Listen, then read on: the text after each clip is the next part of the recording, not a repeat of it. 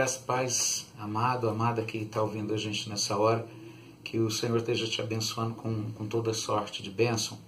E eu queria deixar uma palavra para a tua vida e eu espero que ela possa te edificar muito no Evangelho de Marcos, capítulo 16, apenas um versículo quando fala assim, no versículo 15, e disse-lhes, ide por todo o mundo e pregai o Evangelho a toda criatura.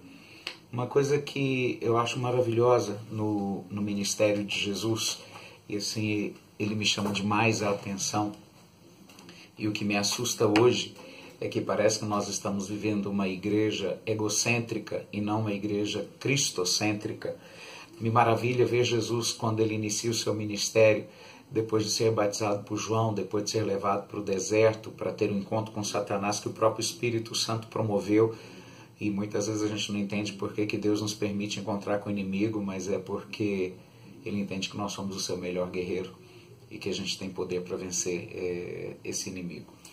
E aí Jesus, quando ele começa o ministério dele, Mateus 5 me chama muita atenção, que a Bíblia fala que ele vendo as multidões, se assentou e passou a ensinar-lhes. Outros textos falam que Jesus entrando na sinagoga. Outros textos falam Jesus se assentando no meio do campo e começou a ensinar. E essa simplicidade de Jesus parece que tem sido perdida, tem sido jogada fora, tem sido banalizada. Tem sido banalizada porque o que se proclama nos altares está muito fora dessa simplicidade. Na minha vida, como pastor, eu tenho observado algo, aliás, digo até que nem pastor mais, eu já é um pregador do Evangelho, porque eu não tenho um rebanho, não tenho uma igreja local para cuidar, hoje eu sou membro de uma igreja, mas não sou pastor, me considero pregador, e tá bom demais, é honra demais. E nessa minha árdua caminhada, a gente tem visto que essa simplicidade do Evangelho parece que ela se perdeu. Esse ide de Jesus foi contaminado com tantas condições e necessidades humanas que parece que de Evangelho mesmo a gente não tem praticamente nada. O que eu quero dizer com isso? Na caminhada, a gente tem visto um Jesus extremamente simples. Ele atinge um Zaqueu riquíssimo, mas atinge um Bartimeu miserável. Ele chama um Levi que ninguém amava porque era publicano, judeu não gostava de publicano porque era um judeu que se vendeu para Roma para arrancar dinheiro do povo, dar para Roma e ainda roubava para ele.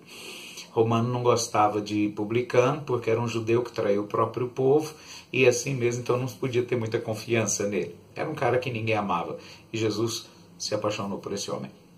É um Pedro sanguíneo, é um João que tem hora que parece que tem bipolaridade, não importa, os piores eram amados.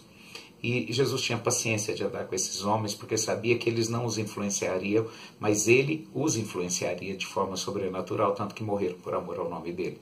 Essa simplicidade de escrever na areia, essa simplicidade de desconsiderar o pecado na proporção que o homem considera, porque, mestre, essa mulher foi pega em flagrante adultério e ele continua escrevendo.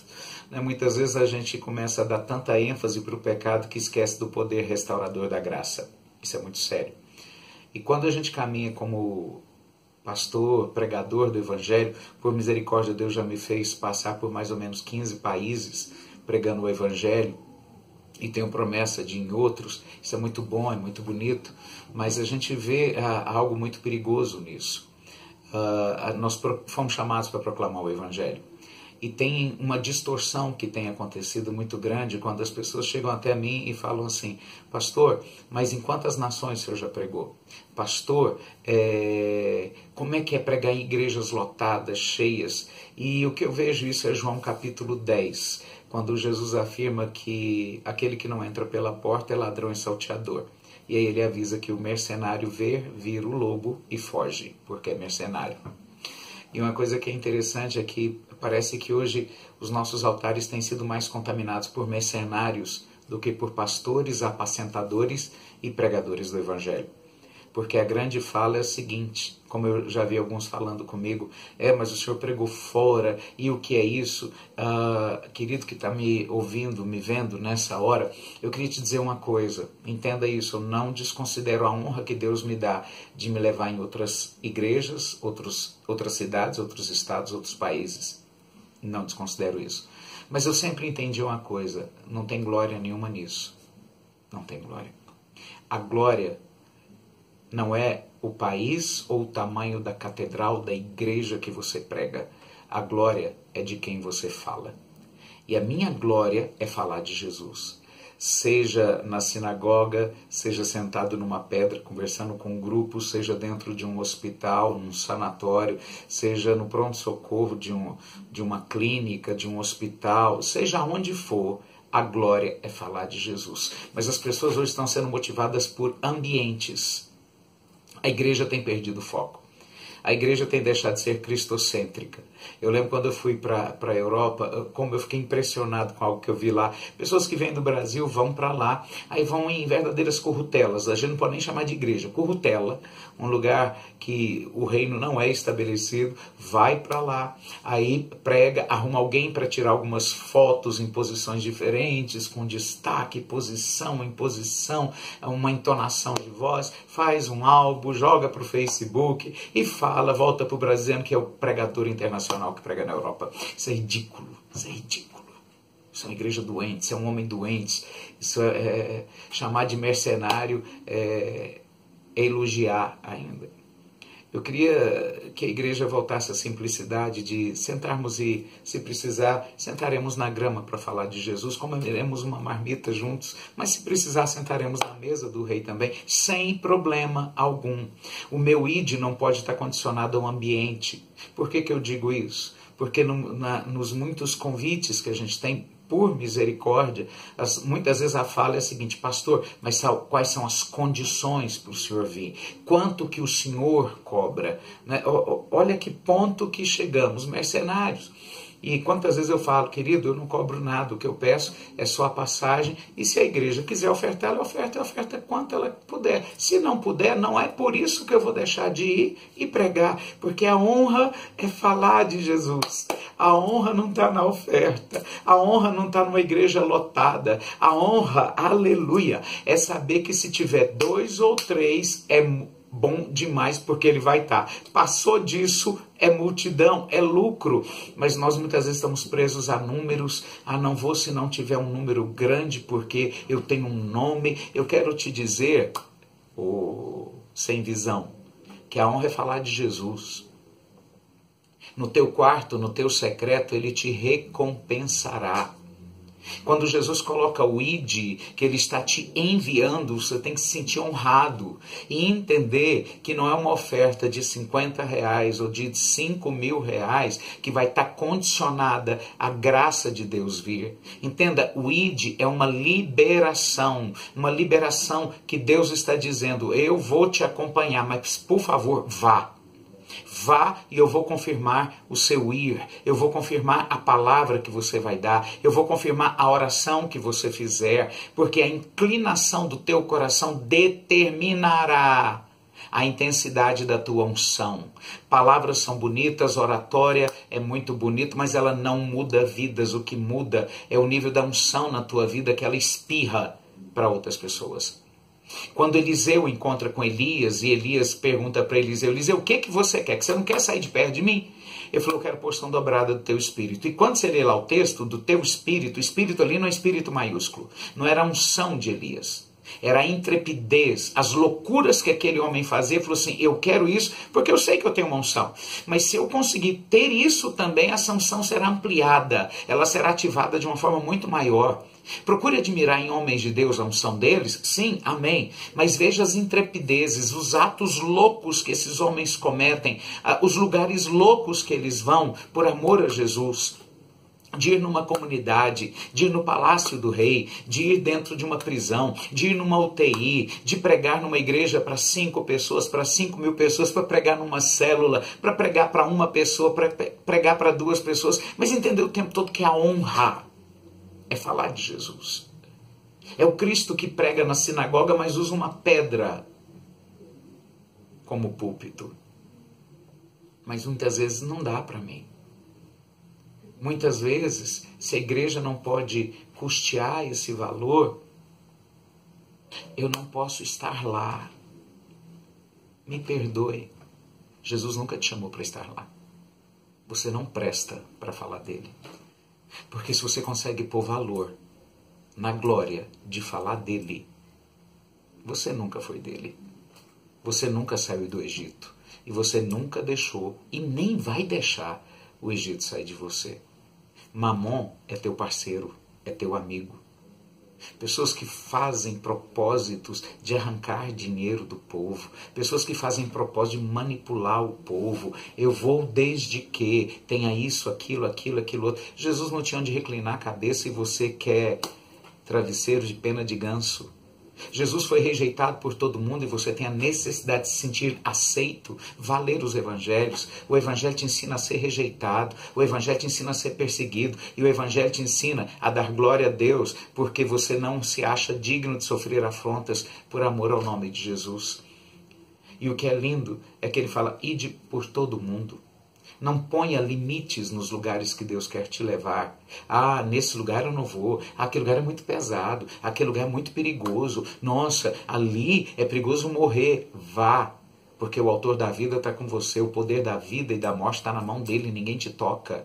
E se Deus tem propósito através de você, você pode ser o canal do milagre, da interferência na história da vida de alguém. Mas muitas vezes nós não entendemos isso.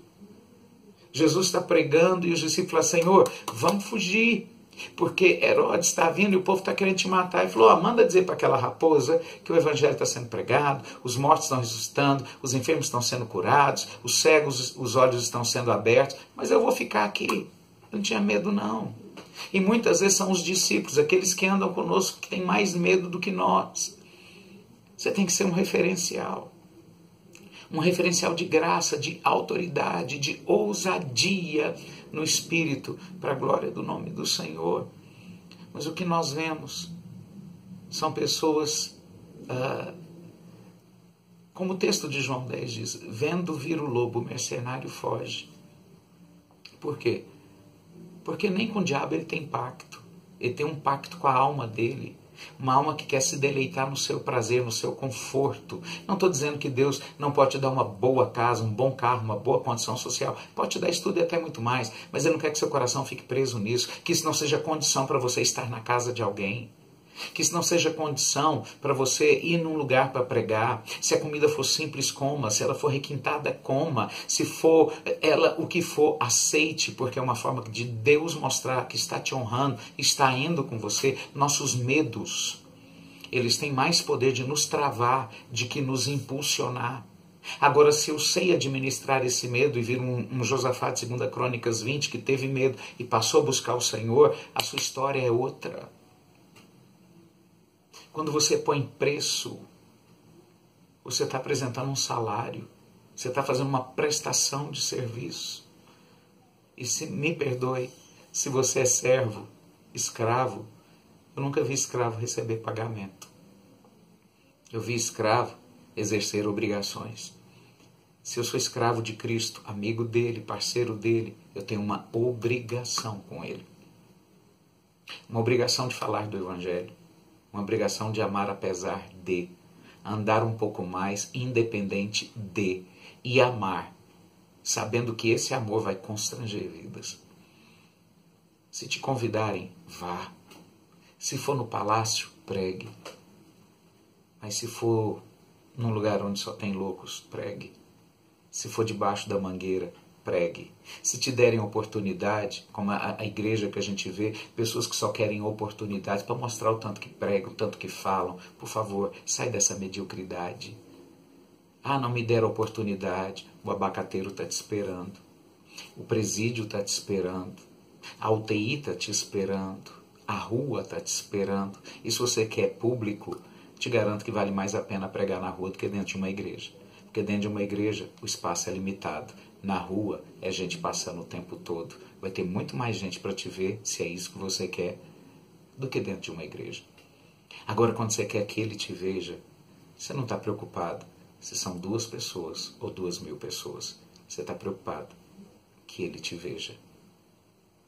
Que seja que nem um Moisés, que nem um Jó, que o próprio Deus entra e te defende e fala quem é você. Eu acho lindo Jó, porque Deus teve o prazer de apresentar para Satanás Jó, porque Deus sabia quem era Jó. E nós precisamos estar nesse ponto, de entender que Deus sabe quem nós somos e ter prazer de nos apresentar, porque sabe que somos guerreiros e podemos vencer. Que esse Mateus 16:15, esse ide seja verdade na tua vida. E se você não puder ir, abençoe quem está indo. Ministre sobre a vida de quem está indo. Seja um intercessor de quem vai. Semeie na vida de quem está indo, porque tem um povo que precisa ouvir e Deus tem levantado alguns para isso, para a glória do nome dele. Que Deus te abençoe e que em nome de Jesus o ide seja verdade na sua vida e que seu púlpito seja um mundo. Em qualquer lugar, em qualquer instância, para qualquer plateia, para qualquer multidão, sejam 2 ou 2.000 ou 2 milhões, não importa. Seja proclamador de Jesus de Nazaré e que amanhã você não seja conhecido, mas que você seja alguém que fez conhecido o Senhor. Que Deus te abençoe com toda sorte de bênção, graça e paz.